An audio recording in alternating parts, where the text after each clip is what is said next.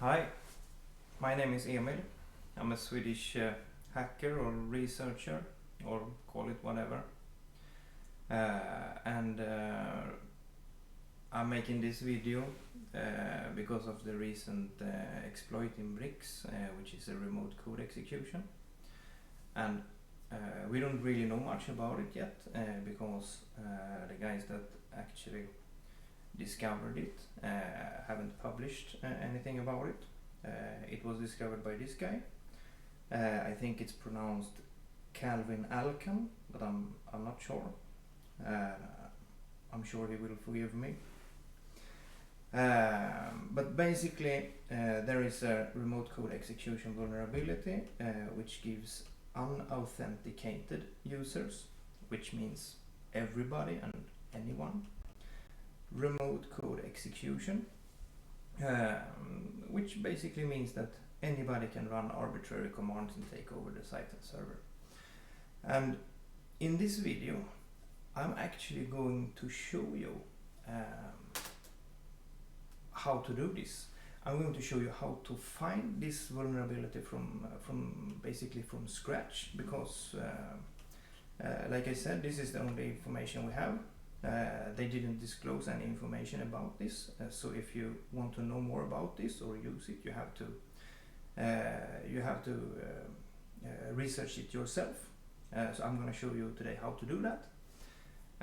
I'm going to show you how to hack the privs WordPress nonce, because that is needed for this exploit to work. Privs is using the nonce to verify the request, so I have to show you how to get the nonce. I'm also gonna show you how to create a dynamic attacks with a Python script. So we're gonna write a script from scratch, and I'm gonna walk you through how to write it and how to use it. Also, I'm gonna show you how to use this remote code execution to execute code on a site, a live site that is live right now. I'm gonna show you how to use this exploit to create an admin account, and also I'm gonna show you how to persist this attack so that it will survive beyond privs updates. And why am I doing this? I said I'm a hacker, and that's true, and hackers gonna hack. And I've read a lot of comments in the not the privs forum, but in the privs Facebook group, and there are a lot of guys pretending to be security experts, saying I'm secure because I use premium hosting, I'm secure because I use this premium plugin, or I pay for this firewall. So basically, according to my understanding, most of the good people doesn't know really anything about security, or particularly nothing about this exploit. So basically I'm doing this to show or to educate the good guys what are you up against and how to protect yourself. Well, it says right here, update. Attacks were reported within, I believe I found within 5 hours from disclosure, from this information. And I see good guys still that hasn't updated yet. So good guys are clearly slow. So I think better to show you what you're up against and how easy it is to actually find this. If you think it's easy or if it's hard, you can decide, but I'm gonna show you how it's done. And this is not one way to do it. Maybe this guy, I forgot his name, Calvin Alkan, will provide a proof of concept later on. Maybe he will do something not similar to what I'm doing, or maybe he will do something similar. I don't know. I have not spoken to this guy. I'm not affiliated with Snicko or with privs. I'm just a guy who is concerned about good security practices.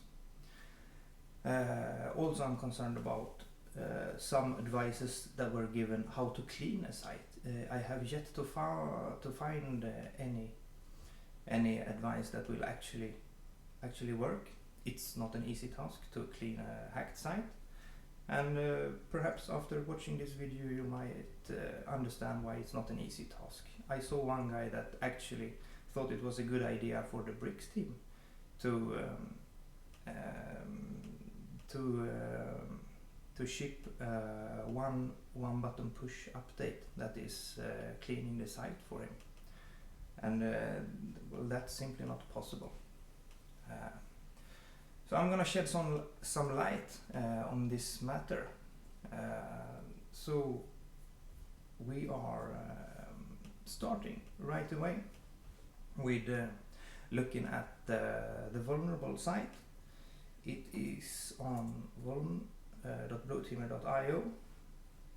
It is running Bricks. I think if I'm doing this, the username is Emil, the password is hello. So there we have some updates. Let's check what that is.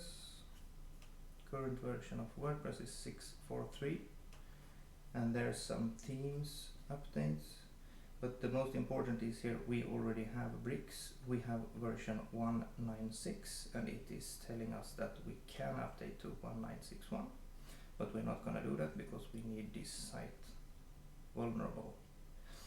So let's check the system information. It is Bricks, it is 1.9.6, it is not so much memory, but it doesn't matter. It's Apache and it's running on Debian.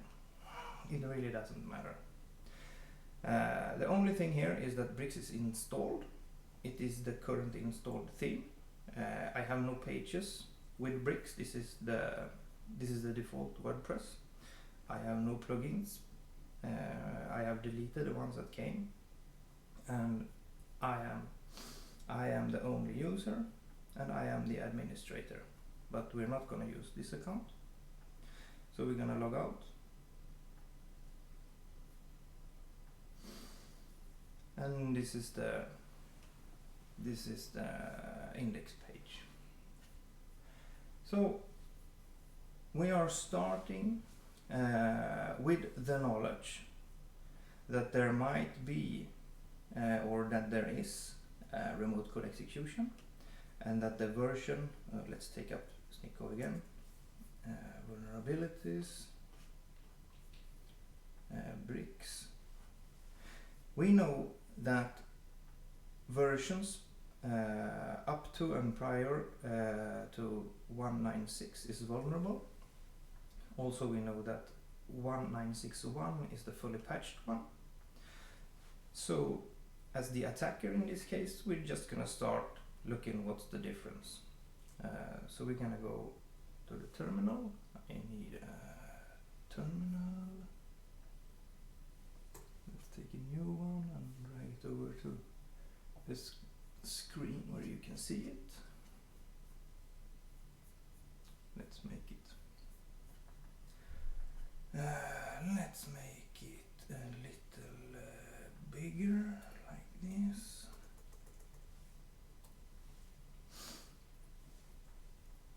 And let's go to downloads, Bricks, remote code execution. This I have prepared. This, oops, like this. Oh, it's too big. Like this then. I have a file called attack.python. I have tried this already prior to this recording, so I know that I have a working example. I have an unmodified version of the Bricks theme, that is 1.9.6. I have an unmodified version of the Bricks theme, that is the patched version. And I have my notes that I'm looking at when I look in this way. So we're gonna start with making a directory to compare these two, and I believe the most simple way is to just use Git.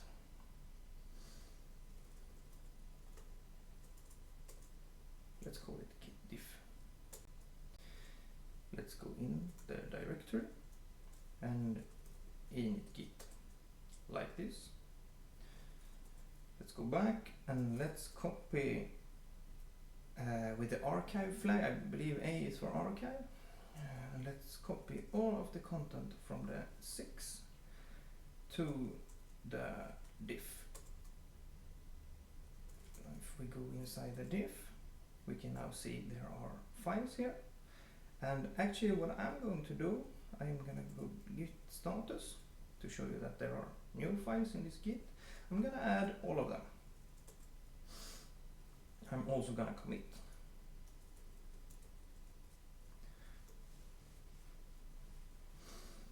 .196. I'm going to call the commit 196 so I can know what commit is what later on, like this. And I'm going to remove all the files. Be careful with this command, but I'm in the right directory, so I will remove all the files. It tells me to be careful. I'll go back.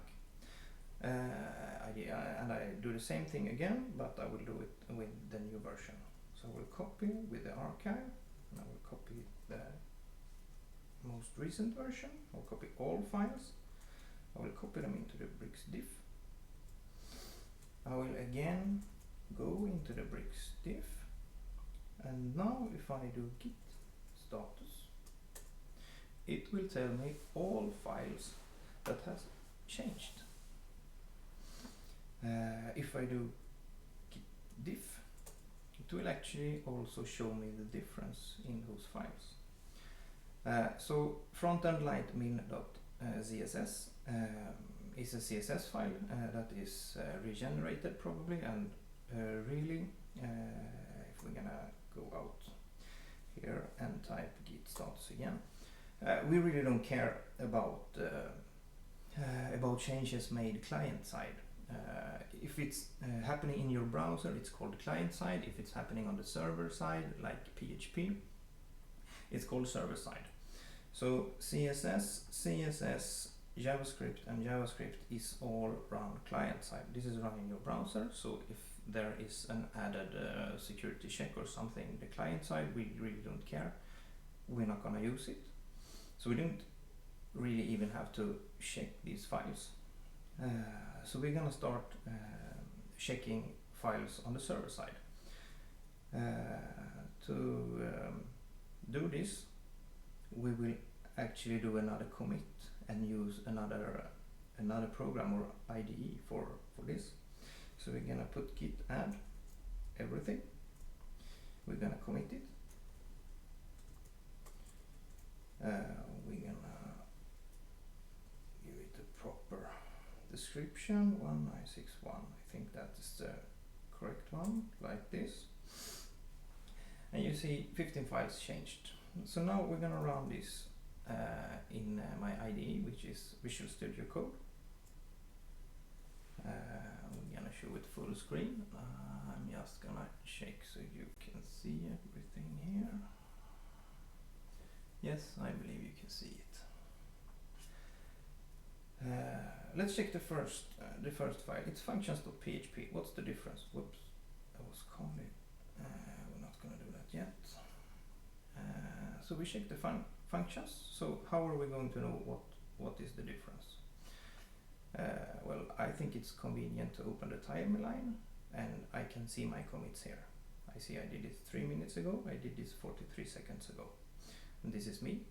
So the first commit, there were nothing, and then I added everything. So if I'm going to see the difference, I need to be on the last commit.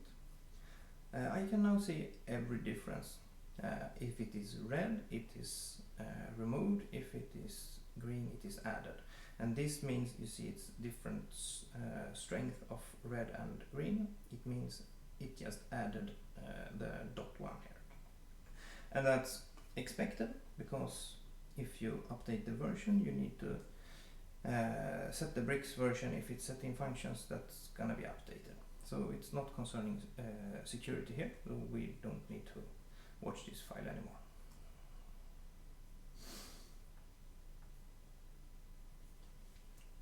We're gonna do the same thing for admins. It was in includes, yes, includes admin.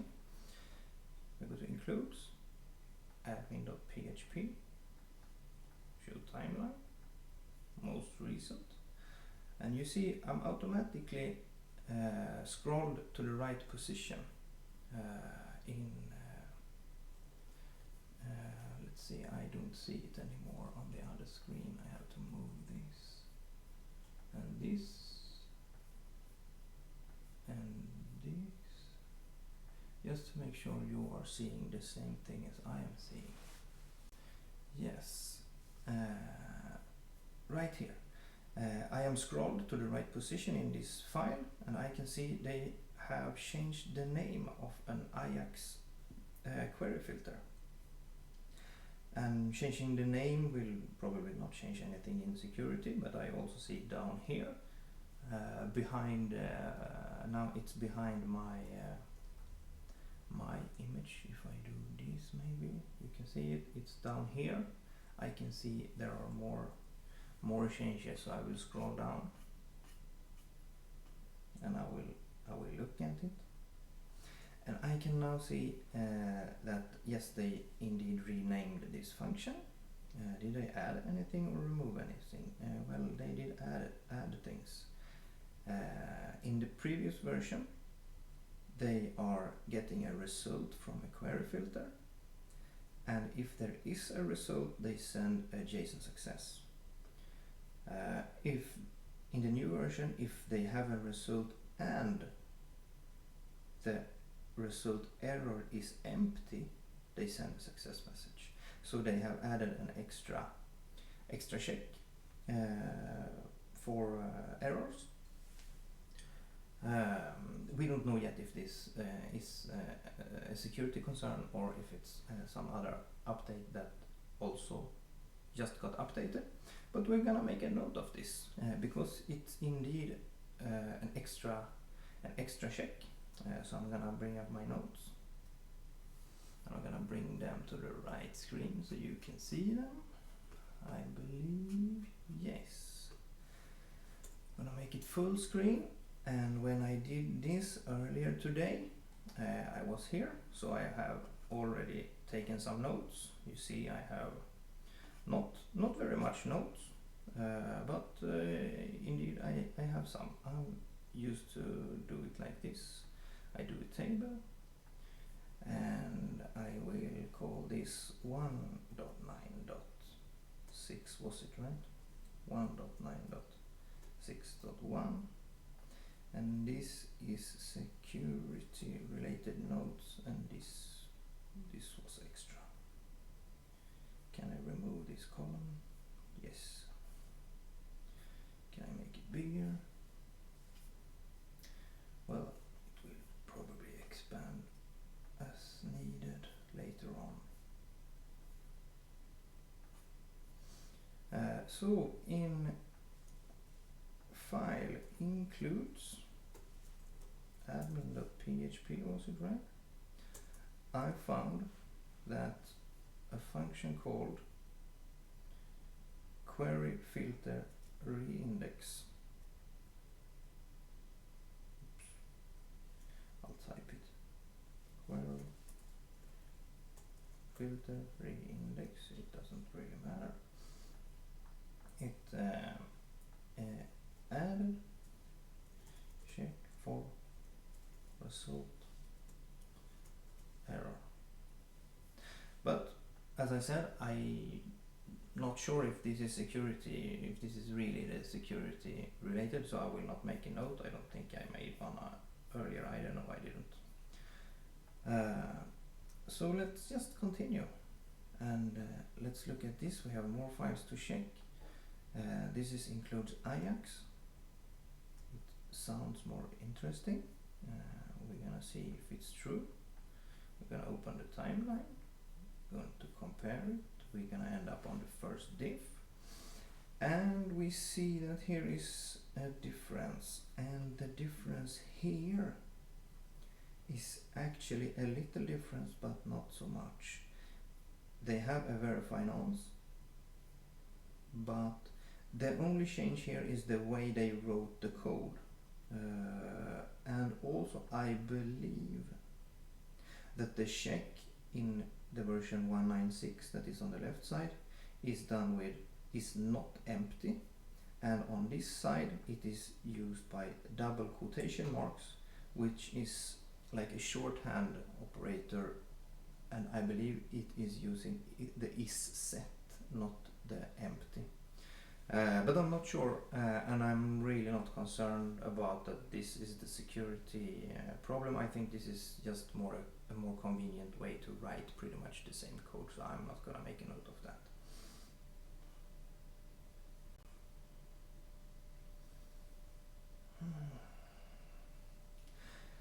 So here are some changes. Render element function is rendering with parameter element, and now it is with data. And this is in an Ajax call, and they have changed parameters, and they have changed something here. So I'm going to make a note of that. Includes, was it Ajax? Yes. Ajax.php render element. I'm gonna do it like that. And in this element has changed name for some reason to data, and we don't know why yet. So what this is Ajax bricks is Ajax call. Is Ajax is false, loop element is false. If bricks is Ajax call, this is the same as this. So this is just another way of writing it, and is at post. Yes, this is probably the same. Data is used from post, and here element is also used. If is set is post, this is what I believe the shorthand double quotation mark will do when used like this. It's using, I think it's using the is set. But in an Ajax call, the element will be post element or post. So render element is verified by self verify request. I'm just taking notes. And the Ajax call is again verified with verify request. The Ajax call is verified. Same basically, but it is how you receive the element that differ. Also there is a strip slash is deep, so somebody, oh, it's there as well, but it's in element name. Loop element x is true. If bricks element is rest call,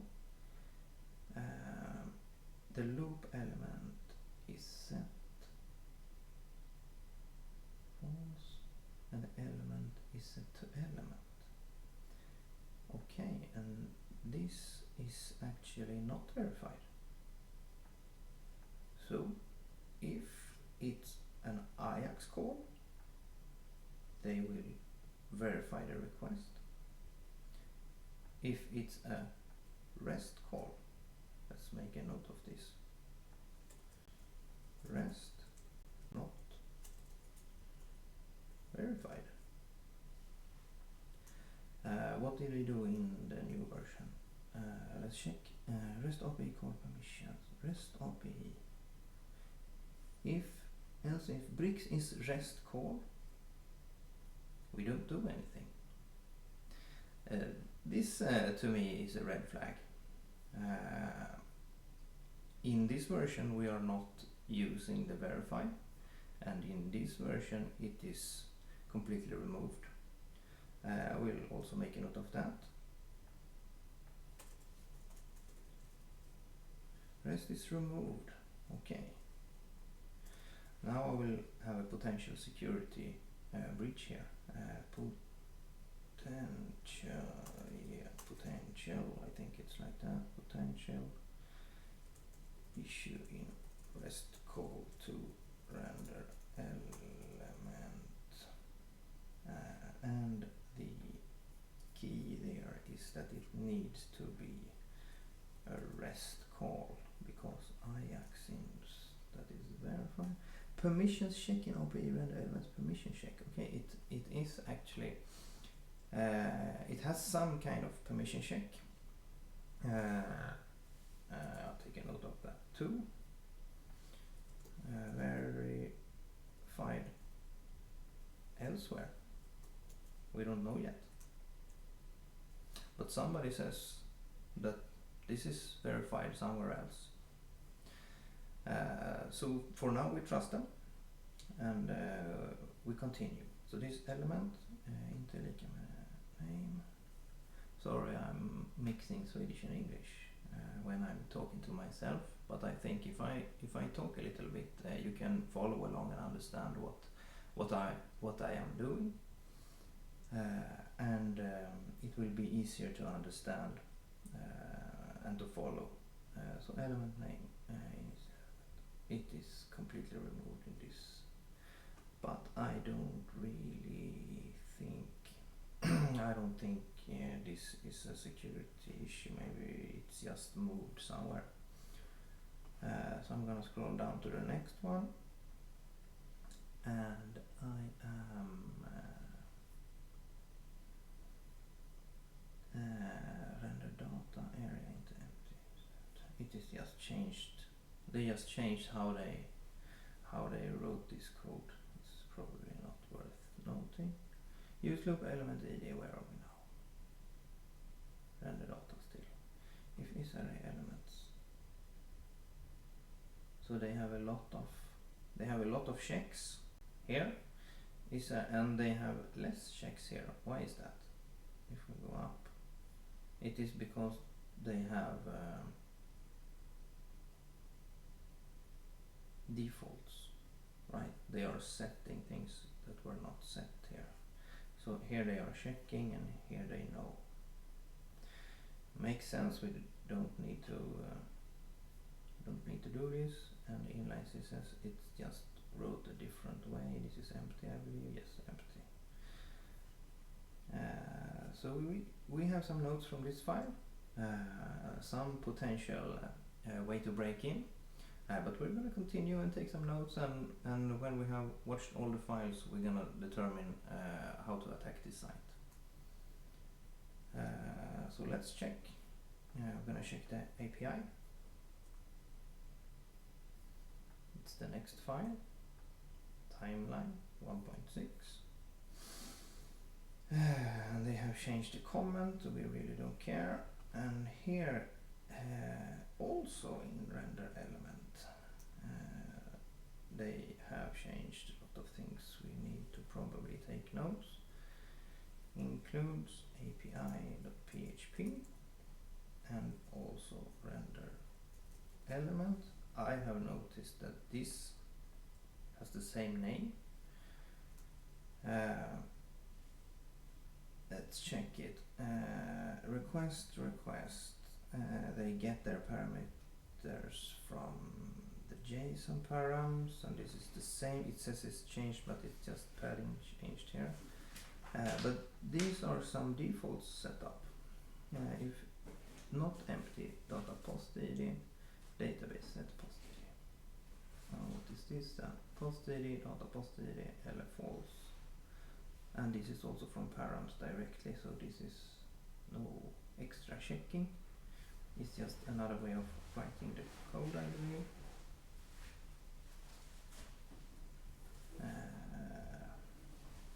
Yeah, this is from the params that anybody can send. It's no validation there. If not empty, here we just check if it's called a template, and here we are checking if things exist and if it's called a template. And I believe because we are using defaults, we do not need to check them. And the response is padded. And here is a different in a function we recognize. Render element permission check. Did we make a note? Render element verified elsewhere. Is it maybe verified in this? Can we open this file and see if it said Ajax timeline? This verify request. No. It was down here. Render element permission checked in API render element permission check. Yes, it is actually where they are telling us that they are doing this permission check. Open timeline. Let's just put yes there so I remember that I have already checked this. Render element. Where were I? Render element permission check. Okay, so result WP verify nonce, data nonce, data I believe I can set. Data is get from request JSON parent. Yes, I can set this. So it is validated against bricks nonce, and if we don't have a result, or result is something that is equal or similar to false, like a 0, it will return an WP error. Otherwise it will return true. And in this version we have something new here. There is an added capability check that current user has no access, and if that's true, they do this and they are not checking really the nonce at all here. So we're definitely gonna make a note of this, because we know that the insecure function that we previously made a note of is using this now insecure function to verify its request. So I'm gonna copy this actually, and I'm gonna copy this.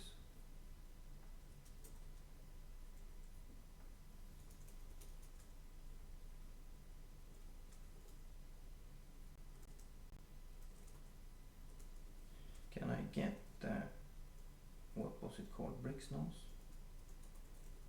Can I get the bricks nonce?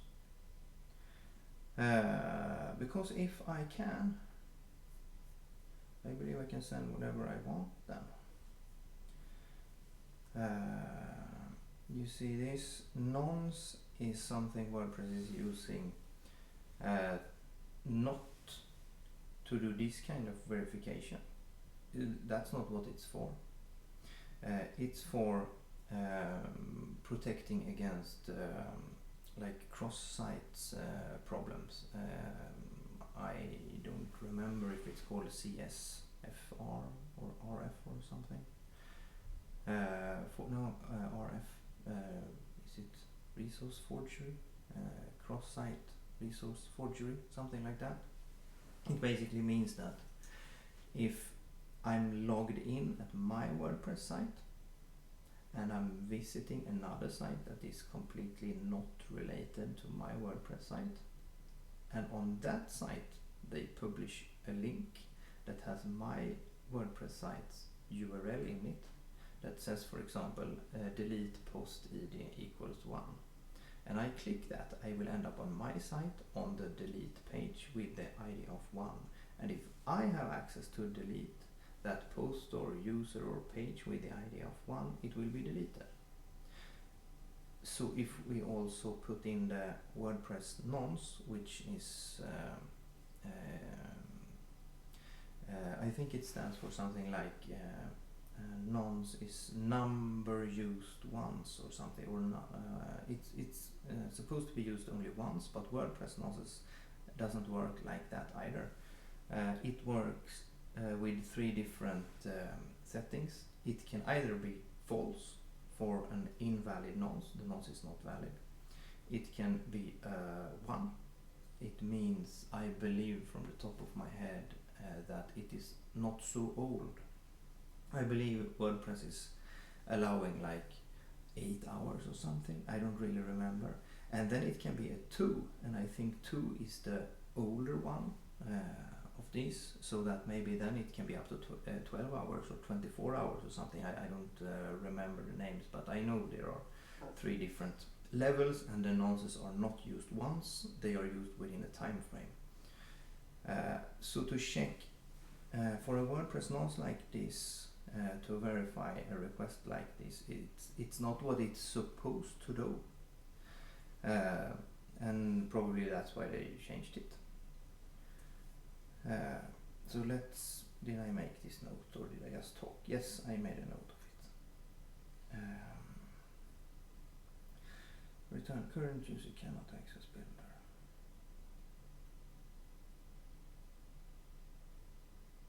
Yes, let's check next one. JSON the code what did they add? They add a post ID. It doesn't matter, they add something. They change the comment and they add this again. This is probably just a minor change, and then there is no more changes in this file.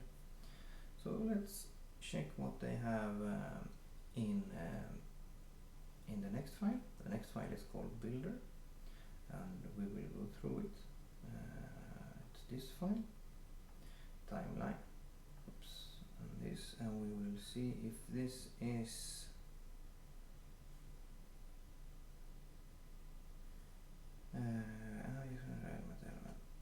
this is, they changed they changed the render element function from taking the actual element to taking a data variable. So now they are setting the element in here to the element. Okay, so this is really no change we should care about, I think. This is probably interesting because we know that exploit or vulnerability is a remote code execution. So let's check what was changed in here. In elements, code, timeline, and check. They have removed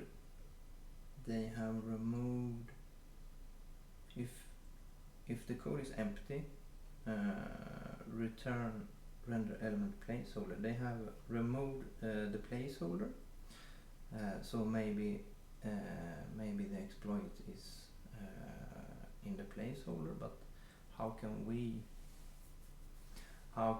really set the placeholder? It doesn't sound right, so I'm gonna remember it, but I'm not gonna take a note of it. And right here they put it back, so okay, it was probably not the issue, but this is interesting. They have also added sanitation of the PHP code. So now they have helpers. I'm gonna not copy this, I'm gonna write some pseudo code. Includes elements code, and we're in a function called we don't know, render. Yes, render. Okay, so code is code, and in the new version code is sanitize code.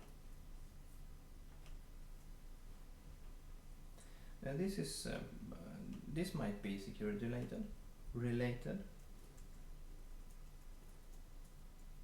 but I don't know yet. This might just be an extra precaution, because we are not supposed to put code there if we're not authenticated.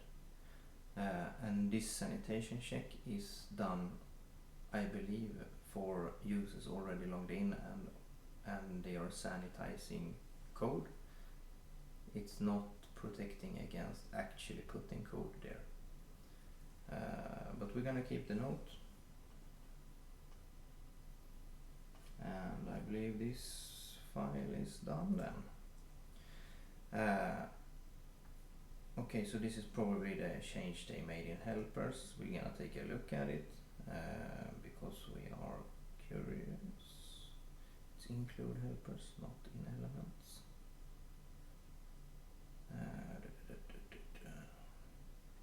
Where is the helpers file?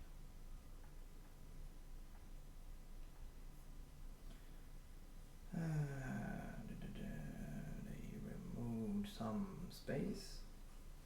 Is this also some space? Gonna scroll down to this.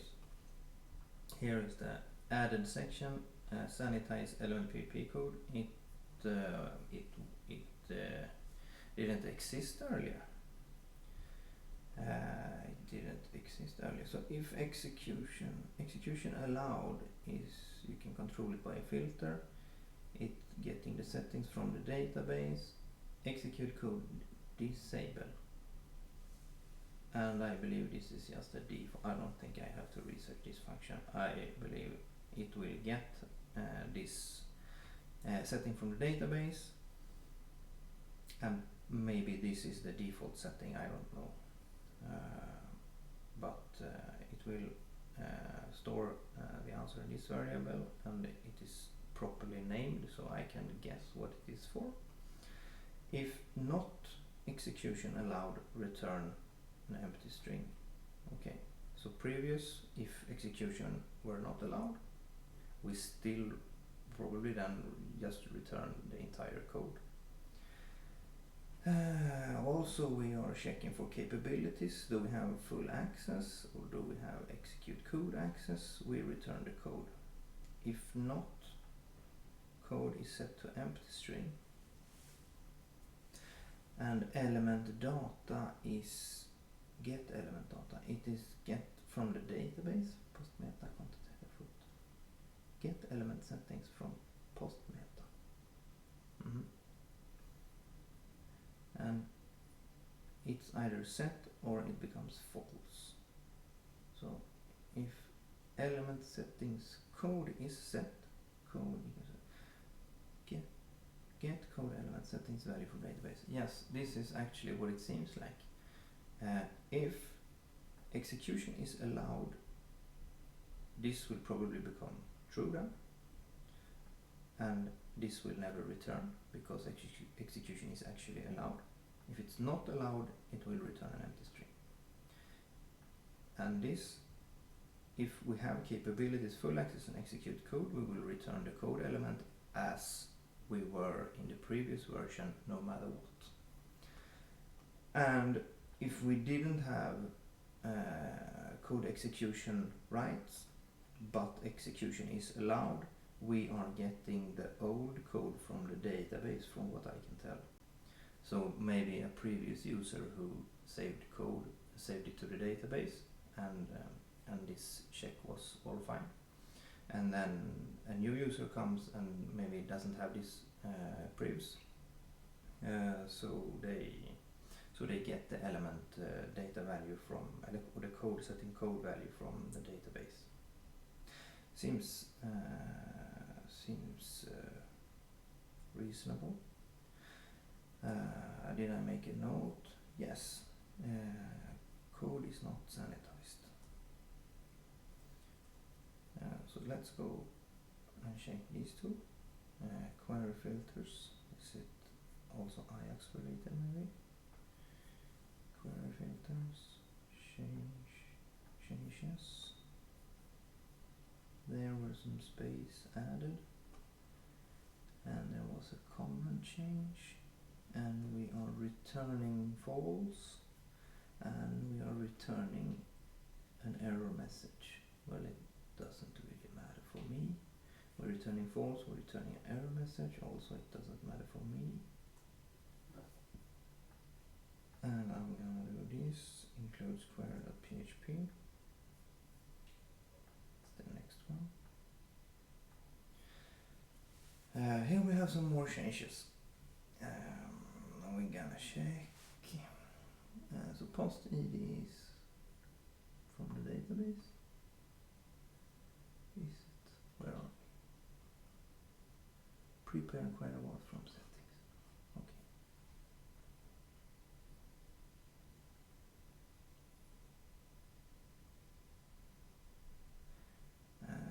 So I believe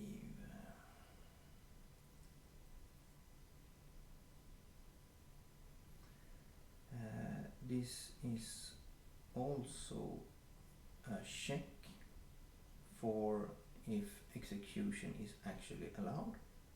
If it's not allowed, we return an empty array. This check was not performed. So if we have a post ADP, I will just make a note of this execution allow check in the query as well. We might have multiple entry points for this exploit, but we are gonna use the easiest one. So in includes, where were we? Don't remember. Query. PHP in some function called prepare query wars blah blah blah.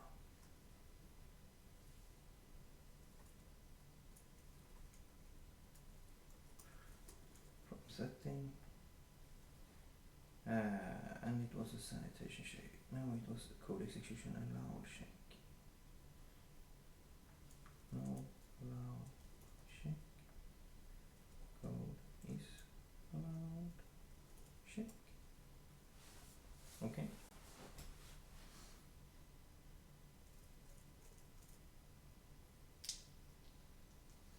So let's just check my other notes to make sure I don't miss anything. Git diff pseudo attack. Yes, we're gonna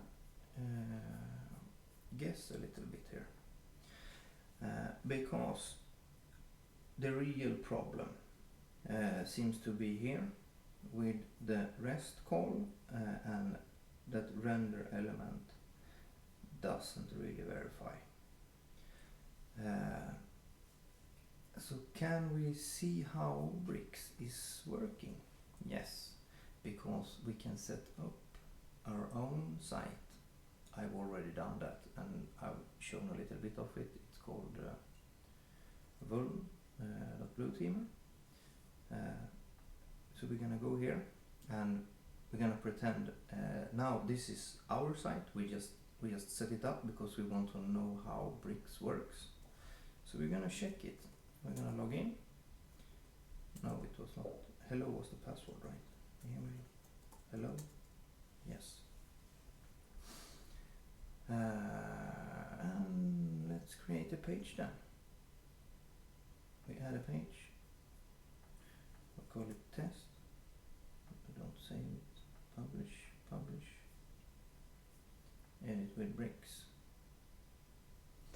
And we are going to create a section.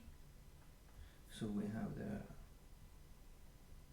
filter query with the blocks and containers, I believe. So we're just gonna create it like this, and inside the block we are going to put code, and in this code we're gonna write some PHP echo hello world, no, like this, and we're gonna allow execution. Didn't happen. I'm gonna save it. Maybe we have to go out and we have to go to Bricks, settings, or we allowed to custom access.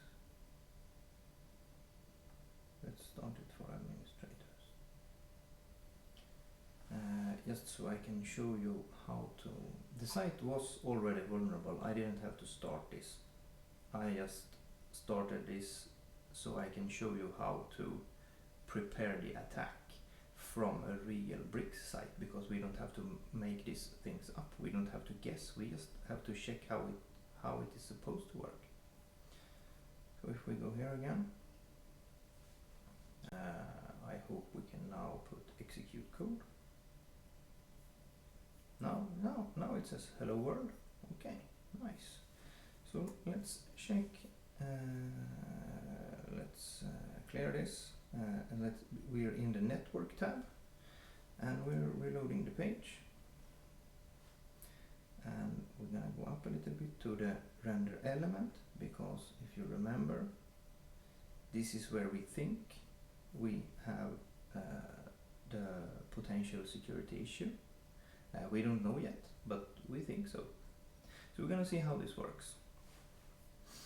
We sent a request to render element. Okay, how was it sent? It was sent to this address. We're gonna take a note. What type of request? It was a post request to this address. When will the VB is on bricks v at render element? Yeah. And what data was sent? Payload. This data was sent. We sent an action bricks render element. Is this the Ajax call maybe? I don't know, but we're just gonna copy it. Can we copy it? Can we copy object? Yes. So this is what was sent, and this is our we are investigating if we are writing a I think in English you can call it a pseudo attack, like this, but we see here that the PHP code is written here, and I know that /n is short, is the new line, and maybe we can just do it with a space instead, so we can read it a little bit better. This is JSON. We can really build this ourselves. So we are sending the nonce, we are sending the post ID, and we are sending the action, and we are sending the element, an ID of an element. We are sending that the name of the element is code. You see, we checked that earlier, didn't we? Was it in admin, or was it in Ajax? Don't remember. No. Was it in Ajax? Even though it is actually a REST API call, it is in the Ajax file, I believe. So render element,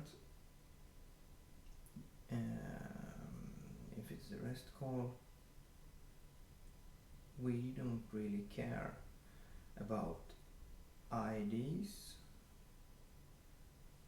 actually. We don't really care about parents, children, but we're gonna take these away. But we care about settings, code, execute true, theme styles. We don't really care about theme styles either. But we're gonna fake this, and we're gonna get the real nonce. These were actually the nonce that was sent right now, but this is our local test site as hackers, so we can't of course use this nonce. We have to get the live nonce, and that is it's not a tricky bit, but it is doable because it is free for us to grab. We just need to know where to look. We have to send 2 requests. We have to send one get request to get the nonce, and we have to save the nonce, and we have to use it in the post request to exploit this. So that's what we're going to do. We are going to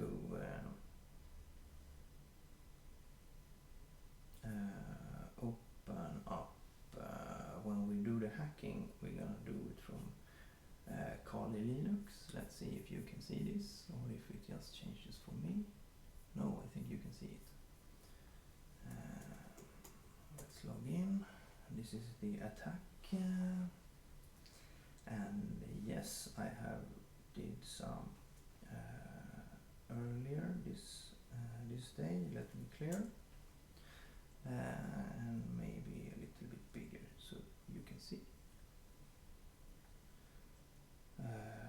In here I have attack. Let's do it from scratch. Let's create the script, and let's just call it evil this time, maybe. .python, and we're gonna write a shebang line, user bin python, and we're gonna have some variables. We're gonna set the host to https:// this is again my site. I'm hacking my own site in educational purposes, so I'm allowed to do this on my own site. Don't do this on anyone else, please. blueteamer.io, and let's quit with a forward slash. Let's do like this. Blueteamer.io. Yeah, I think I spelled it correctly. And we need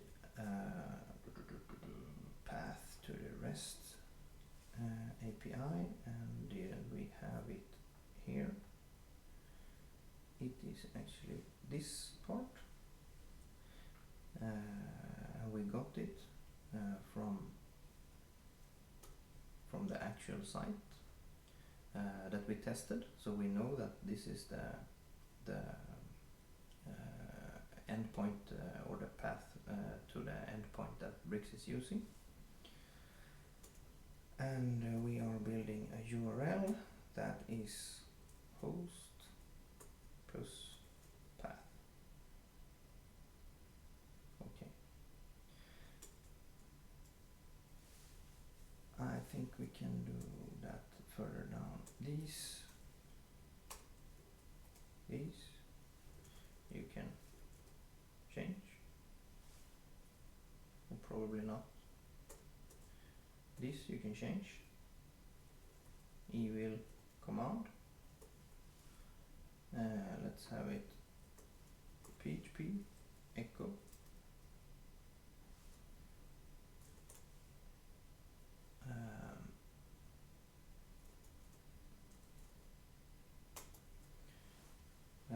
This also you can change, but you should really not change the path.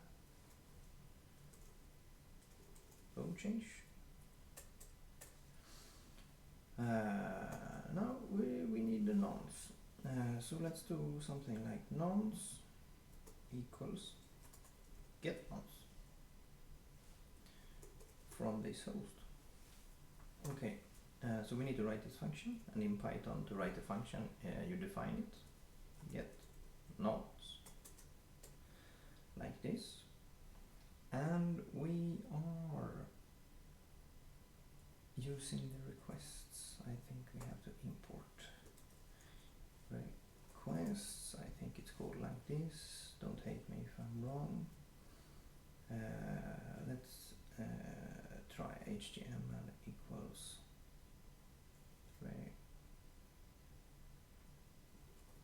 requests dot get host, and we are going to grab. I'm just gonna move some things around on my other screen here. Oh, I have a lot of stuff up.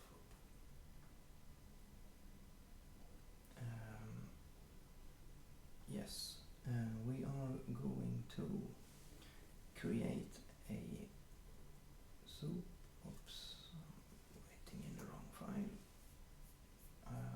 Kali. I believe Kali is still the one, still the one that you see. Soup equals. Let me spell this right. B U B for soup. HTML.text, and we're gonna use the HTML parser so that we can now find what we are looking for. And I'm going to show you what we are looking for. We are looking to we are going to create a function that can actually grab the nonce that Bricks will verify us as a verified user, because we saw that that's how they do it. Result pp verify nonce data nonce Bricks nonce. If this is something other than false, it will let us true. It is in the API file. Let's check it again. What's it?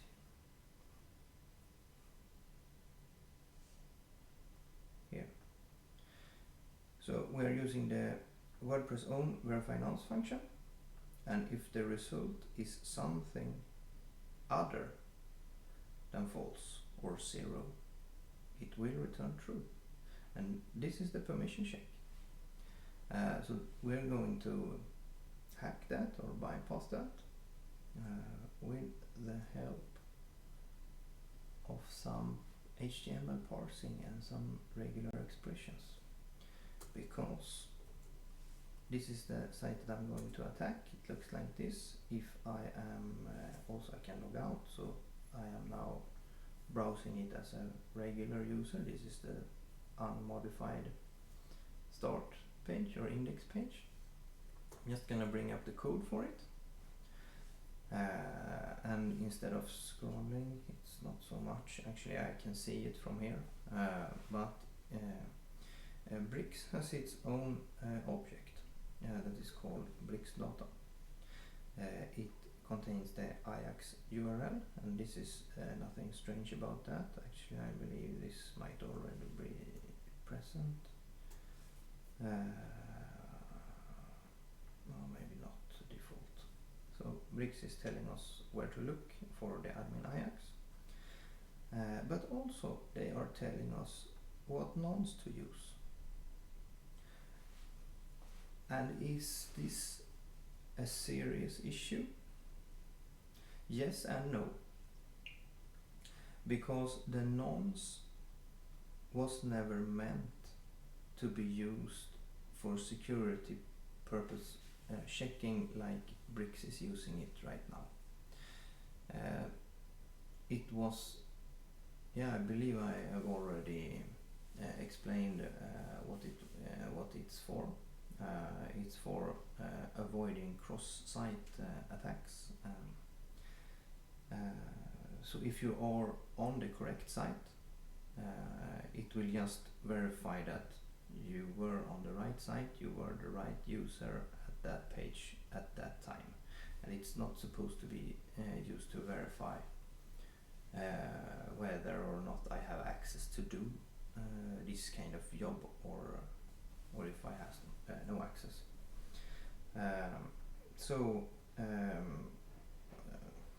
I believe it's pretty much okay to actually leave the nonce like this.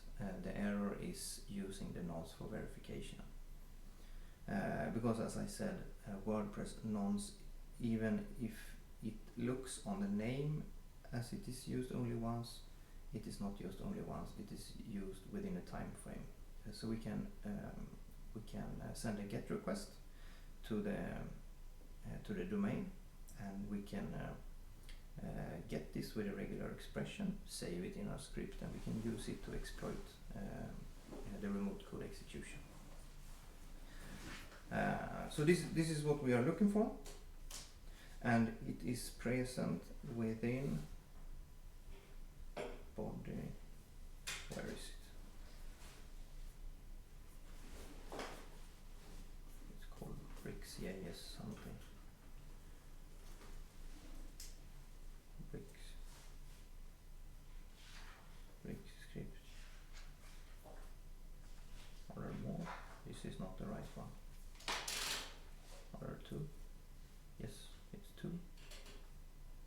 this is it's called extra.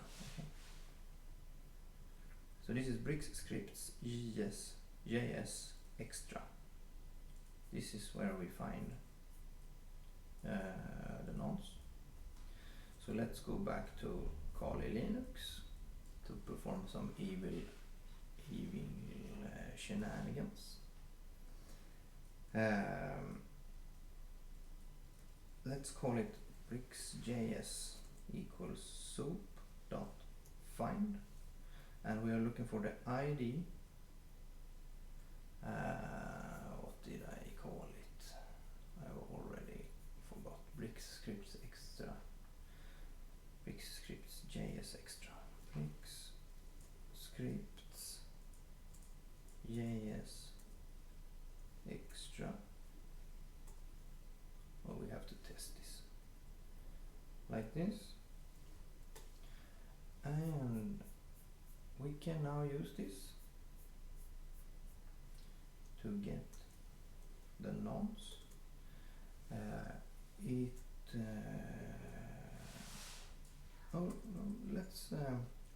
Let's return this. Return bricks, just to make sure that we found the right one. Bricks.js host, yes. Print nonce. This will not actually contain the nonce. It will contain the whole bricks.js object right now. I just want to make sure that I'm getting the right object before continuing. So I will close this file.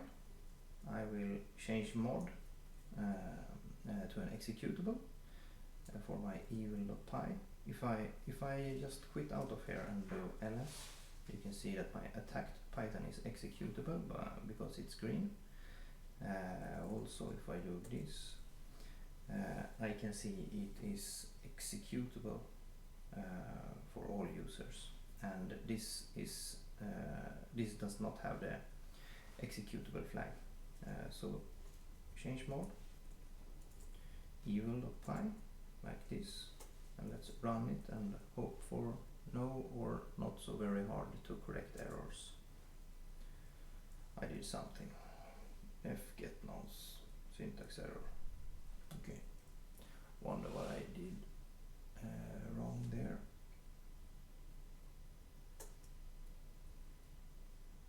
Get nonce. Yes, I completely forgot that we were using it like a function. Let's try it again.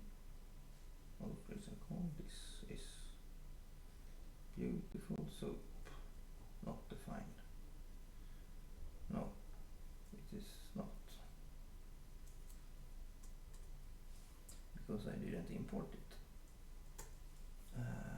This is the life of a hacker. Never ever is anything right the first time you try it. Import. Let's call it like this. No. From S4 import, and let's spell this beautiful. So I believe this is better. Let's try it again. Now we get the bricks JS. Now we just need to get the nonce from this, and we were going to do that with a regular expression. For that we can start importing regular expression. Now we can remove this, and we are doing this in a one-liner, I believe. Regular expression of search, I believe. And we're gonna have a search pattern, and we're gonna search the bricks JS. I think this is the right syntax. I'm gonna double check it. The syntax. Yes. I will use the single quotes for making sure it's a string. And what I am going to actually look at the source code again. It ends up here. Let's search for nonce, and I am looking for this nonce. And how do I know that? Well, I know that because it didn't use a special nonce. Let's bring this up again. You see, this is the bricks regular nonce. It's not. Where are the other nonces? It's not the form nonce, it's not the rest nonce. Is it the same? No, it's not the same. It's this nonce. It's the bricks nonce that is verified. So that's the one we're going to use, and it is prefixed with nonce and this. So we're just gonna write it in our regular expression. Nonce is what we want, and then it was a quote, and then we group any character any times, probably non-greedy as well, and we will end it, I believe, also with this and this. I'll go back and show you. Where am I? Here. Yes. So we are now searching for, remove this, we are now searching for nonce, quote, colon, quote. We will match what is in between this and quote, comma. In Swedish it's called comma.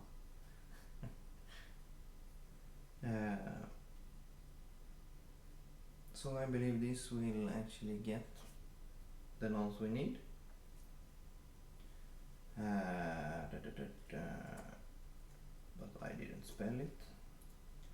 Also, I believe we have to return the first group, or actually the second group. I think the first group is group 0.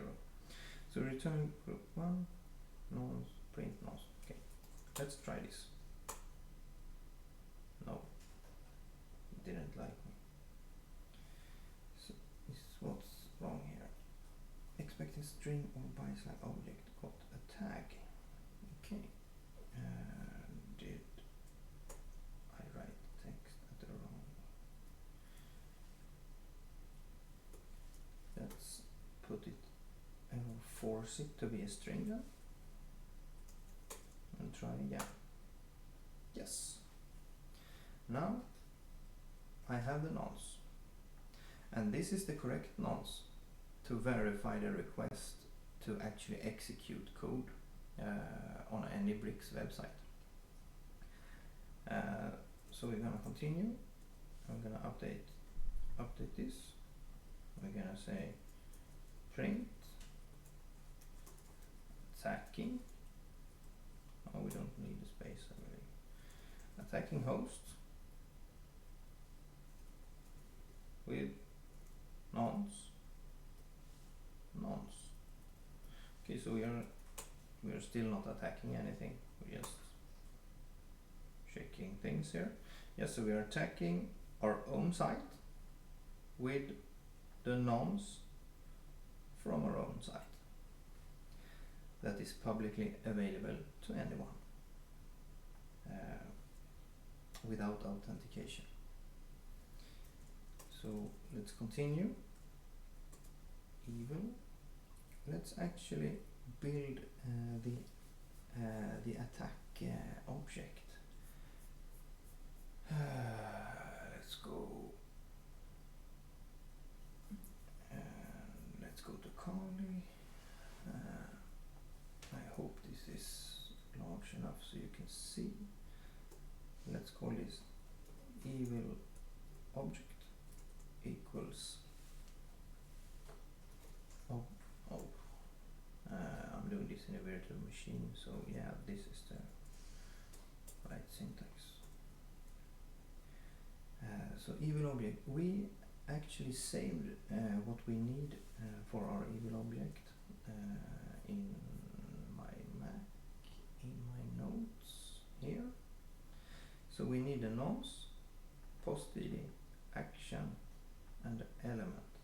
So let's start with the ones I can remember. Nonce, post id, action. Nonce, post id, and action. And let's wrap it, and let's use it, oops, like this. Did I make this wrong? Yes. Something like that. And this is just a made up ID. I don't really care.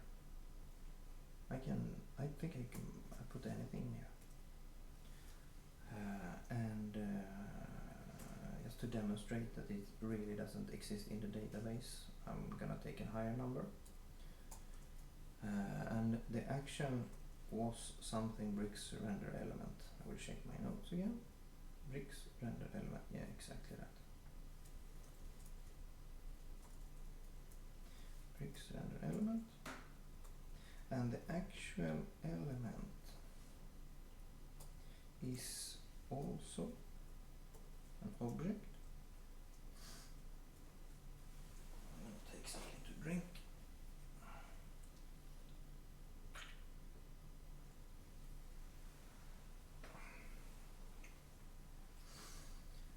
The element does have an ID, and actually I don't know if it's mandatory, but we're gonna check at least so we get the right amount of characters if there's some validation we don't know about. 1, 2, 3, 4, 5, 6. So I'm gonna do this. 1, 2, 3, 4, 5, 6. And I'm going to tell it it's a code element. This is crucial. And we're gonna give it a settings object. Also these brackets that I have trouble making.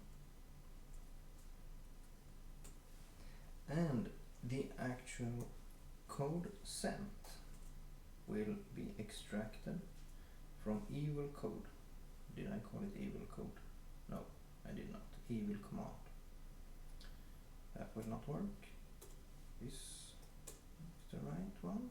And then we have the execute code, if I remember correctly. Execute code true. Execute code. You have to spell this right. It will not work otherwise. This will not work as well. It has to be true, I believe.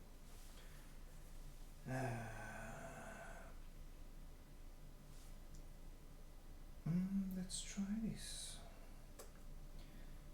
So the request will be in the result, and we will requests dot post, because we remember the real site sent the post request to this to this address.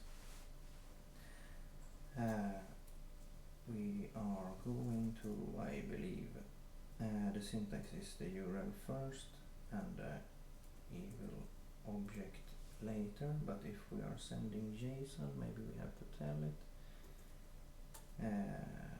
something like this. I check my notes. Yeah, I believe it's true. Didn't find them.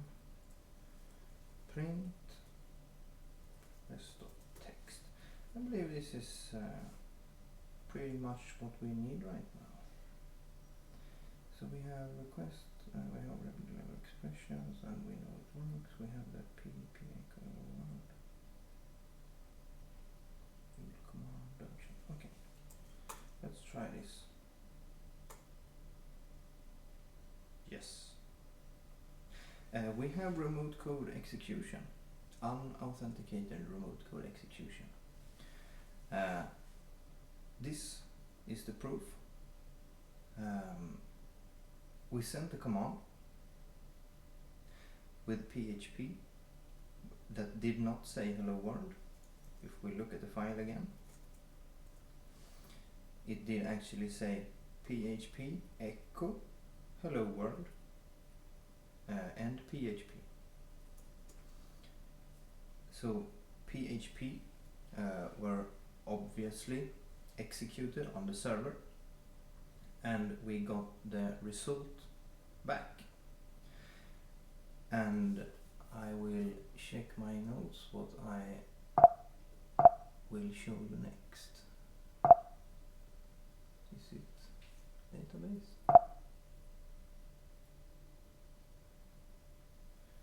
Don't remember. Echo, yes, echo I have done. I can show you that I can reach a shell. So when I'm here, let's make it this a little bit more dynamic actually. Python script first, change to dynamic, yeah. Let's comment these out and let's make them import from the arguments. So if we do like this, I believe is the syntax. Oops. Like this. I believe 0 is the name of the file and 1 is the first argument. Not sure. Host evil command would then be the second argument. Let's just try this out. That means if I'm now running evil.python, it will not do anything. But now I have a script that can take arguments. So is my own site again. I have my own consent to actually hack this site, and I think I have to end it with a /. Now I can execute PHP from here. PHP echo. Let's just test and see what it says. Yes, test is executed. So let's move on to shell. I can echo the result of an exec command. Let's make this a little bit larger so you can see what I'm typing better. So echo exec, who am I?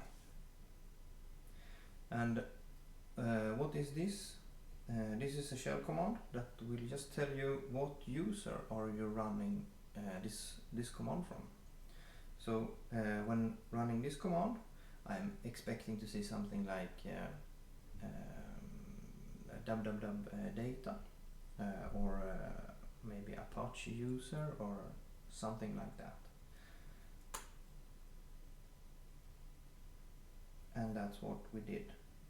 We are indeed logged in to the server, and we can run code and commands to the server as the user www data. And that is the data that is also running Apache, the web server. So we can probably change web server configuration, we can create new files, we can do basically whatever we want. We can, for example, extract the database password. The database password is stored in WordPress like this. Oops. Like this, WordPress.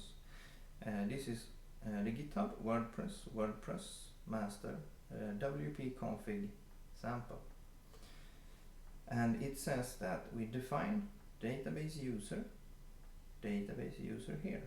That means that during WordPress we can use the constant db user to actually get the username that is used to log in to the database, because WordPress has to know the username, the host, and the login password to the database. Otherwise it can't communicate with the database.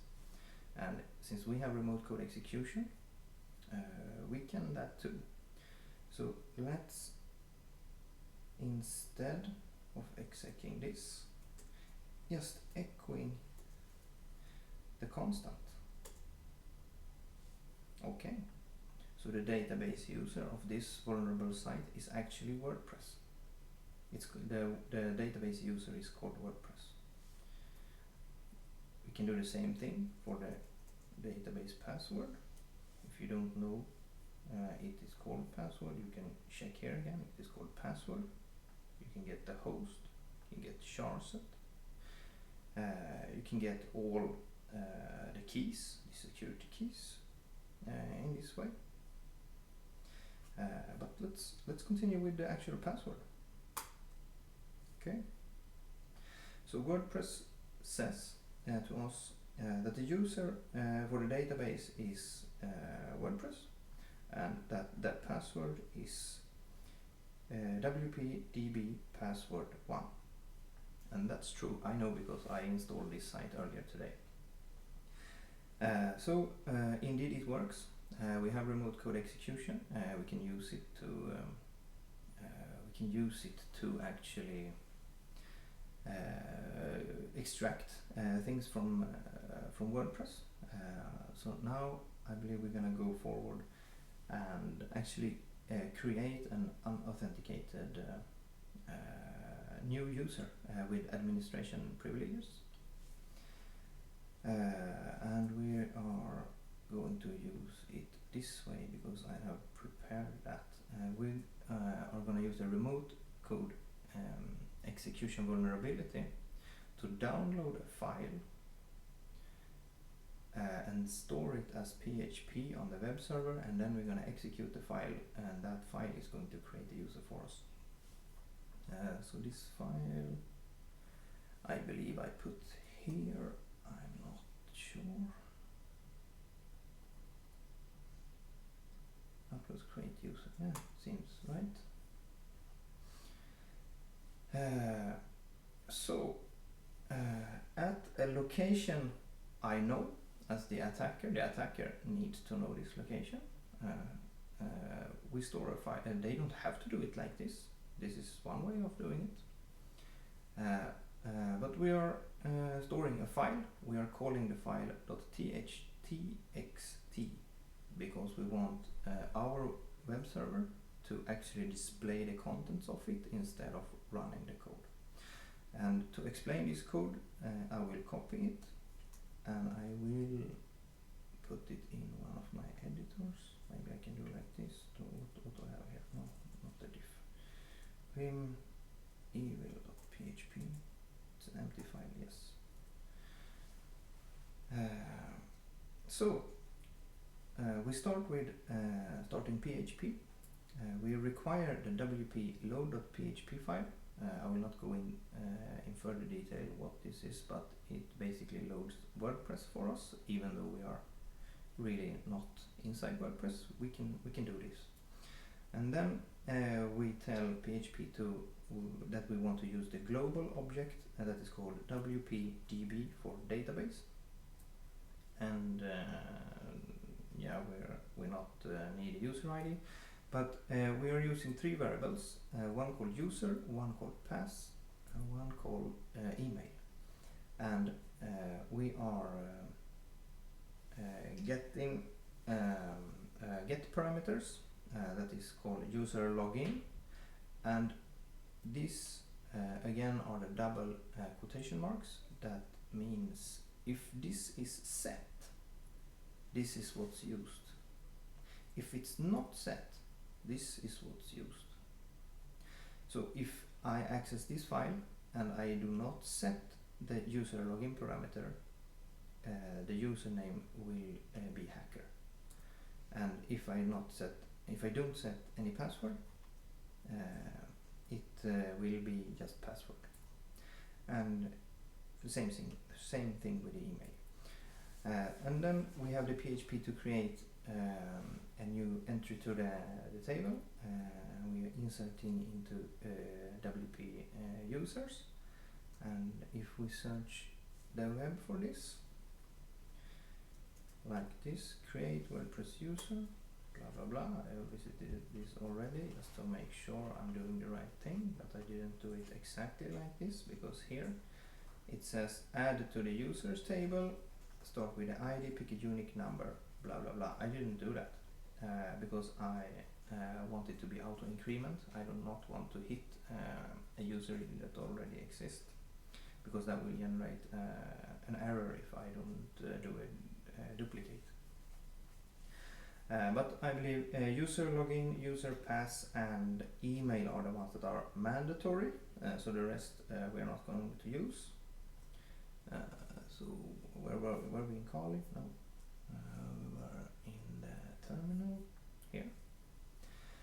So we are inserting into this table, and then there are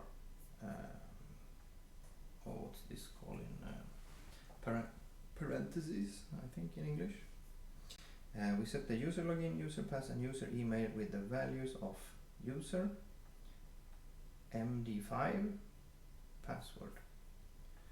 And MD5 just means that we are hashing the password before inserting it to the database, and then we are also inserting the email address. And this query will run, and we are echoing the last error, so if there were no error we will have no message. But we will have a user ID. The user ID will be the last inserted ID. This query will generate an ID, and the ID will be extracted this way, and it will be put in the user ID variable. So the next step is to give this new user admin privileges. So we create a new privilege variable with some strange text, and I will explain it for you. I will just show you the next step from here. Add the user to the user meta table. We need to insert not the ID, because it will be auto-generated, and this is actually true for this ID as well. The user ID will not be the one we chose from this step. It will be the one that was generated and saved here, and we will have the meta key will be exactly the same. It will be WP capabilities, and we will have the value, copy and paste this value. Okay, this is the value, and this is the serialized string value of an array, and it basically means that this will evaluate to an array of 1 entries, and the entry itself is key. I believe this is the separator, so it will be a string of 16 characters, and the characters are administrator, should be 13 of them, 1, 2, 3, 4, 5, 6, 7, 8, 9, 10, 11, 12, 13. Yes, so it's a string of 13 characters called administrator, and the value is a string with 1 character, which is the number 1. So this will evaluate when WordPress reads it as an array where the key is administrator and the value is 1. So we say that yes, administrator is on.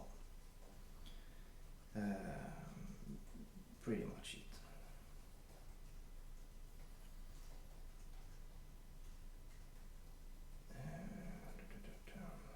So let's continue. This is the query: insert into VP, user meta, user ID, meta key, meta value, and use these values. User ID, use this fixed value, and use these privileges. We're doing the same thing here with the last error. So if we have an error, we display it. Otherwise, or not otherwise, actually also we just assume this will go as planned, because we don't actually care. We can just try again if it didn't work as expected. This is actually the opposite of good security practices. but we don't care because we do not want to implement good security practices for a site that we are going to hack. We want to implement this as a kind of a backdoor or persistence so that it will live beyond bricks updates. So from our hacking perspective, it's actually good to implement some bad security practices here.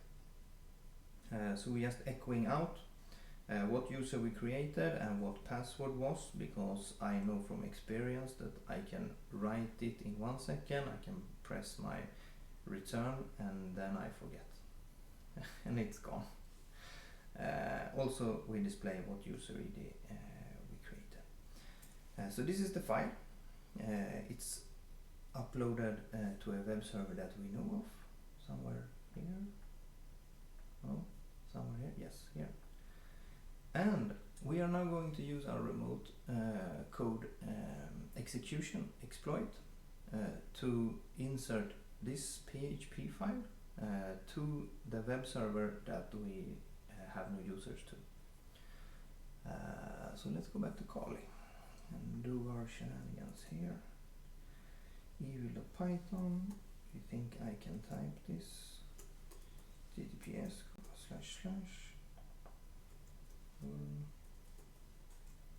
blueteamer.io, ending this. Okay. PHP, stop PHP. Using contents equal, this is a variable in PHP and we are getting the content from file get contents. We go back and we actually, can I type it? No, I will copy it from this address and I believe I can paste it like this. Yes.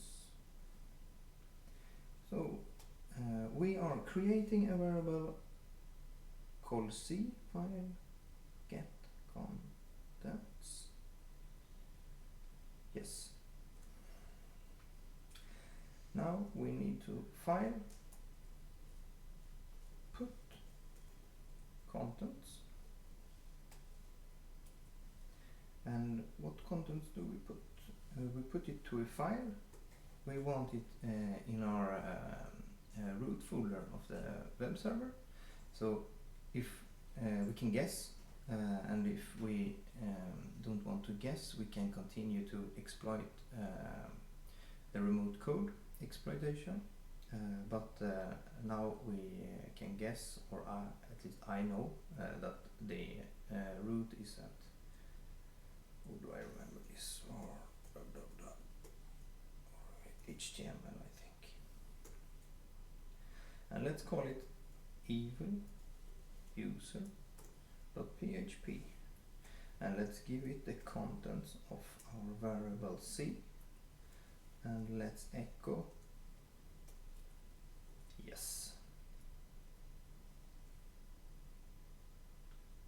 Okay.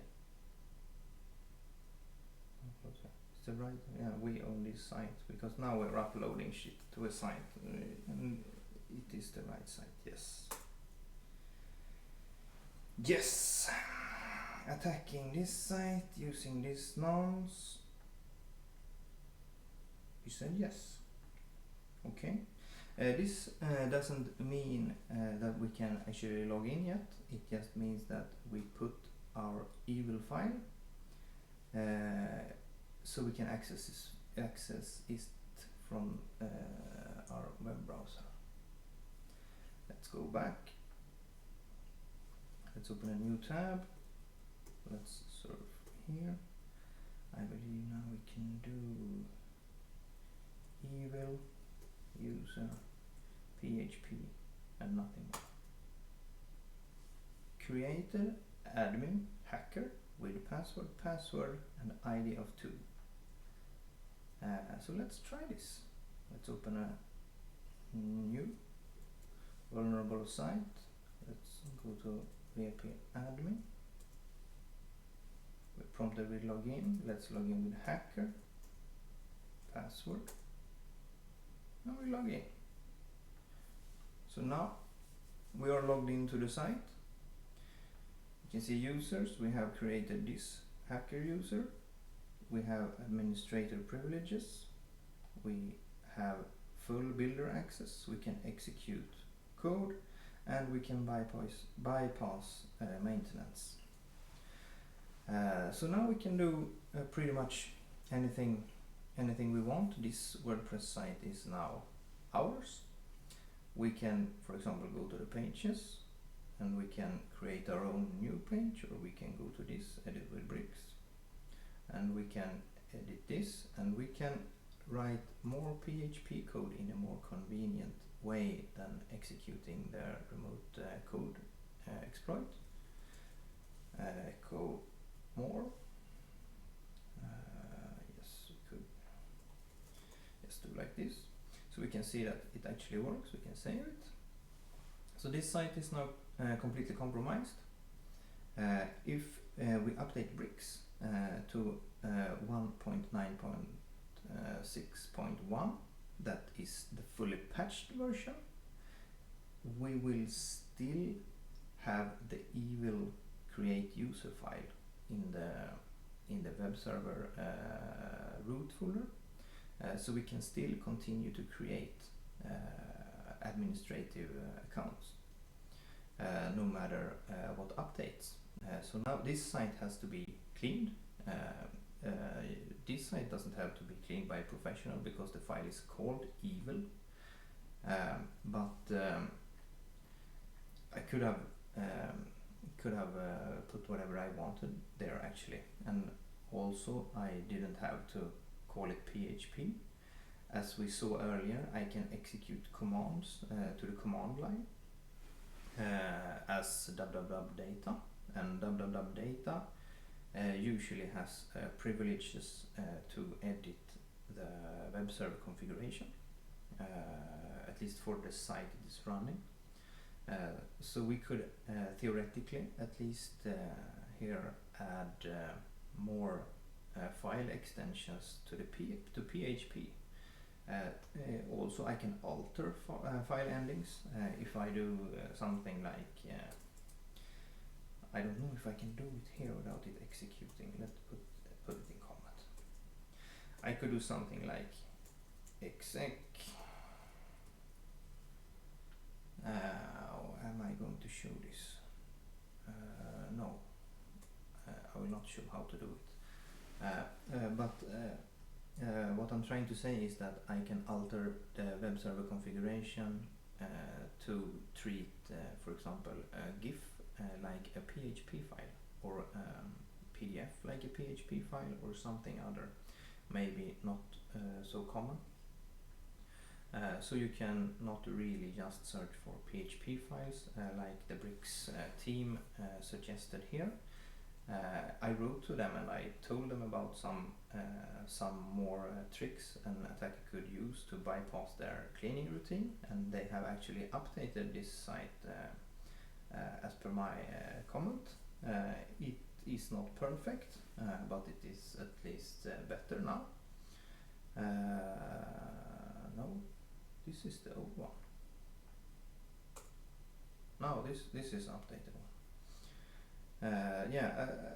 The previous one searched for PHP files, and as I stated, it's not necessarily called PHP anymore because we have full control of this site. We can do whatever we want with it, and also this is not foolproof, and they have added a note that it is not foolproof. Sophisticated attackers might hide their tracks by altering file timestamps, and that's actually not very hard. I can show you what files do I have. Evil.py. So if I created this file today, stat evil.py, it says I accessed it today, I modified it today, and I changed it. the modify, I believe, is the one that is new. I think it's the modify. So I can actually just touch, set a new date.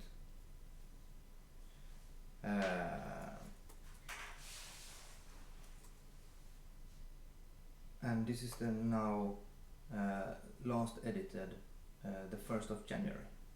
So it will bypass this test. It is a file, but it was now last edited before this date, so it will not show up here. Also, while we're at it, I'd like to say that this is a pretty good list from Bricks. They put together all of their efforts, and they are really trying to help people. And I hope with this video that some good guys will understand how this is done, and if I could do it in, I don't really know how long this took, but maybe 1 or 2 hours while I was explaining it. Some bad actors can for sure have an attack launched within a couple of hours. So for you to update within a couple of days is a no-go, and as you saw here, I am using the nonce that is correct, and it is displayed, and that was what verified my request. So really, I believe no matter what premium hosting provider you had, or what premium plugin or firewall you used, you actually were not protected against this, because they didn't protect against this attack, at least not until they got informed and did research afterwards. And if maybe some had some firewall rules up in a couple of hours, I don't know, but for sure I know there were attacks that were launching within a couple of hours. So again, this is for educational purposes. Do not hack anyone's site that you do not own yourself. I'm not doing that if people will not ask me to.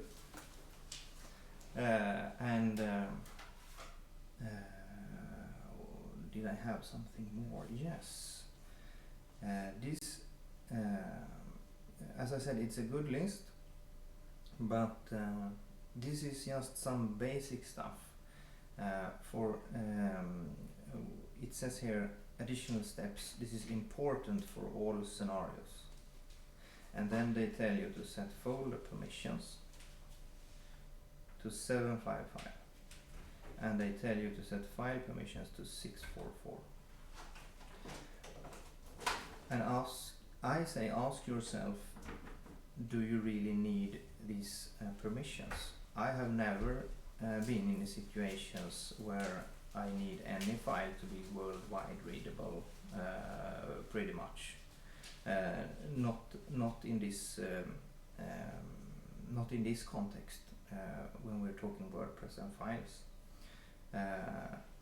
If you don't know how this works, this first is the file owner, and 7 means full access. It is read, write, execute.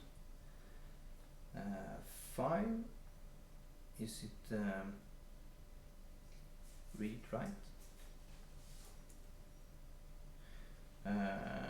Linux file permission sheet. This, it's read, execute.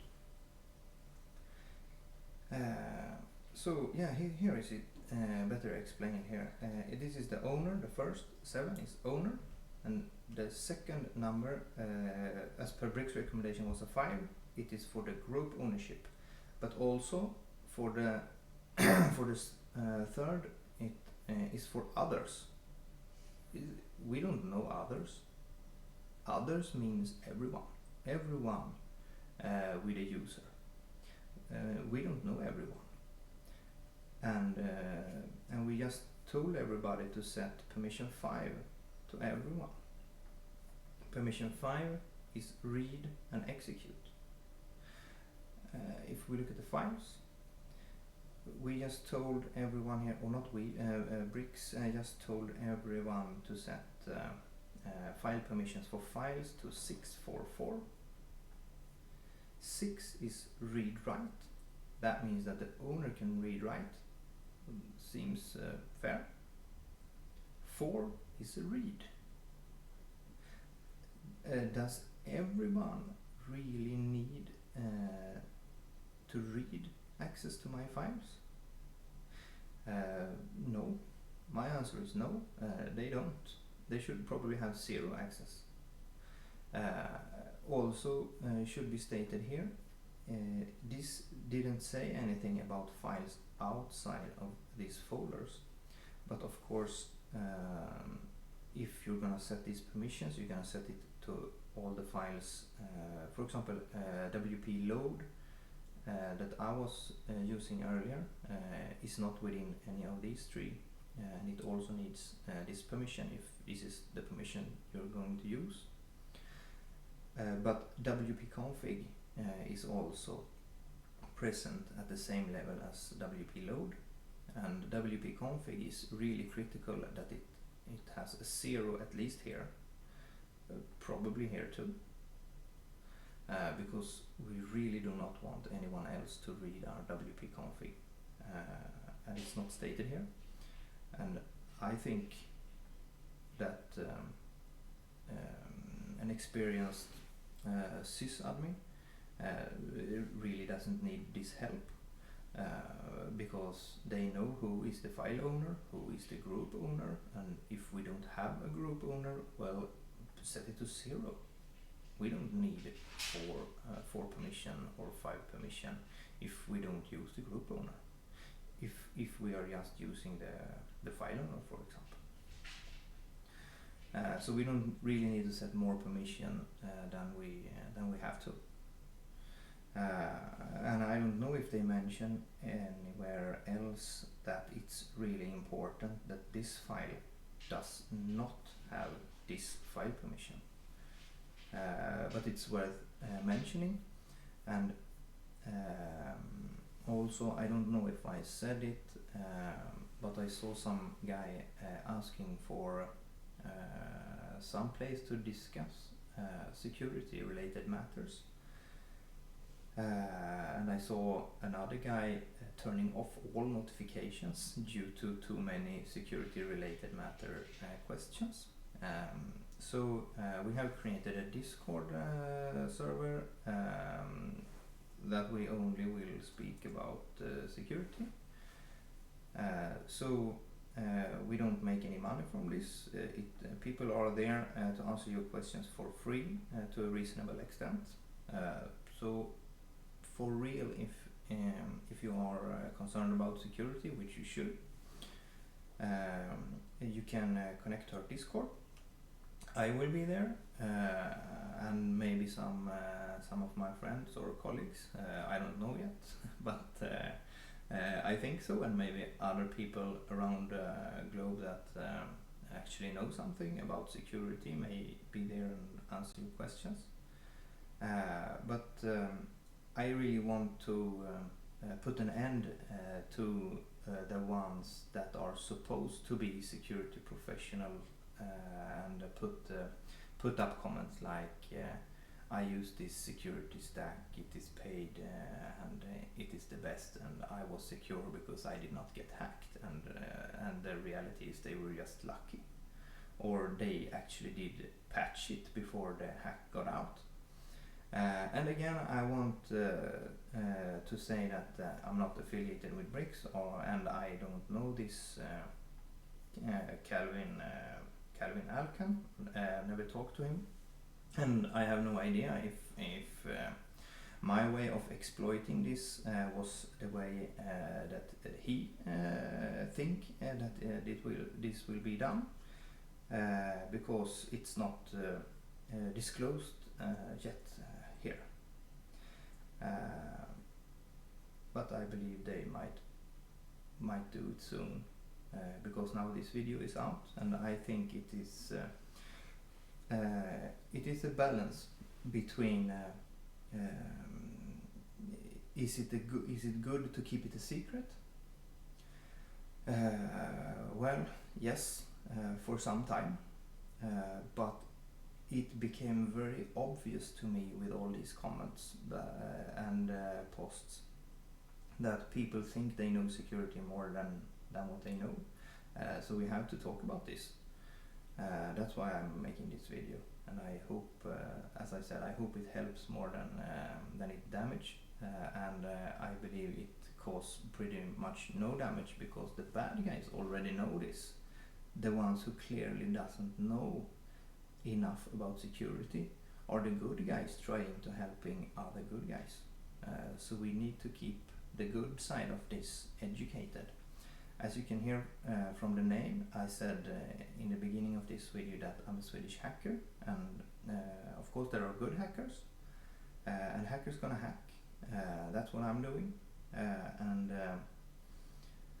you can hear from the name, a blue teamer, that at least I'm trying to be on the right side of this. Someone will probably think it's a bad idea to explain to people how this is done.